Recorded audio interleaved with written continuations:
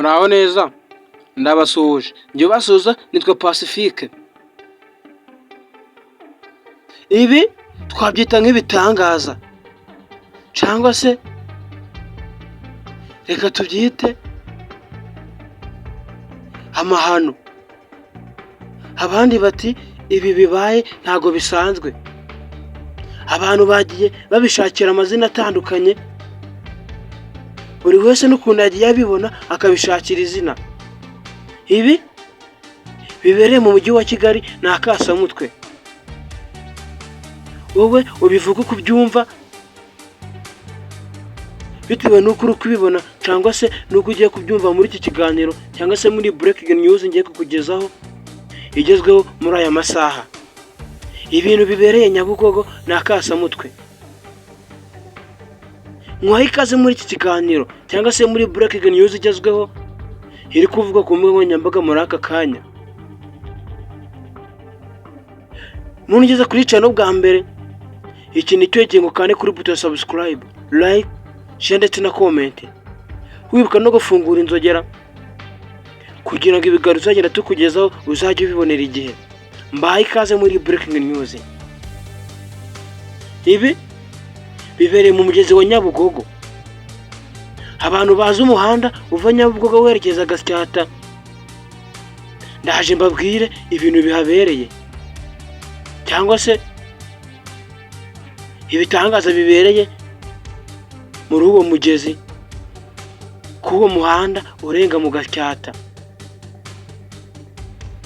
Ubwo imashini ikura imyanda mu mazi cyangwa se yakuragamo umucanga iwushyira ku ruhande iwukura mu mazi,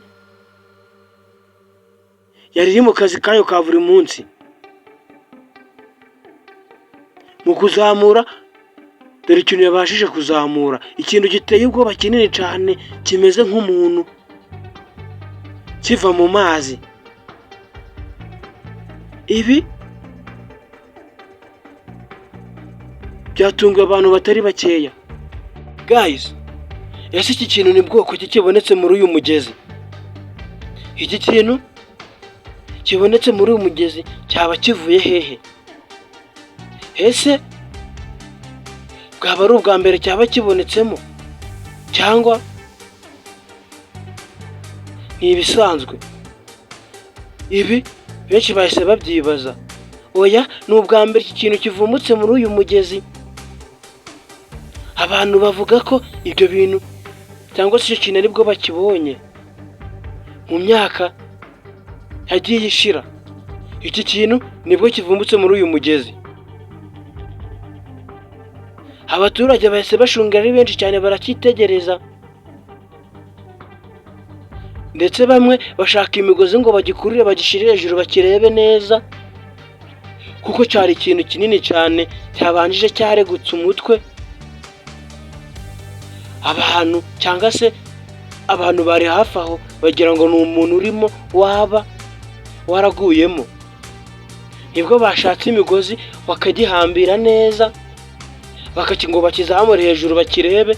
Mu kukigeza hejuru basanga ni iki kintu kimeze nk'umuntu ariko kirabyibushe, ntikivuga.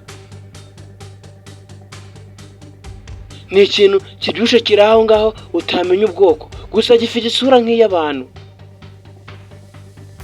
Guys, ibi abantu byababereye urujijo ku buryo bahise bitabaza inzego z'ibanze cyangwa se ubutabazi bw'ibanze ngo babashe gukora iperereza barebe iki kintu icyo ari cyo. Guys, ubu ntabwo ibintu birarangira, baracyari mu iperereza. Icyo kintu kiracyari aho ngaho, ntikiva aho kiri, ntikivuga. Ni ikintu kibyibushye kiri aho ngaho kimeze nk'umuntu. Ese iki kintu ni bwoko ki? Ibyo ni ibintu abashakashatsi barimo gukora iperereza ngo barebe imve n'imvano yacyo n'ukuntu cyaba cyarageze muri ayo mazi cyangwa se muri uwo mugezi. Ndagushimira twabonye muri iki kiganiro, ukaba wibutse gukanda kuri buto ya subscribe, like, share ndetse na comment. Mugire ibihe byiza, ndabakunda cyane. Ciao ciao. ntucikwe na breaking news ziba zigezweho.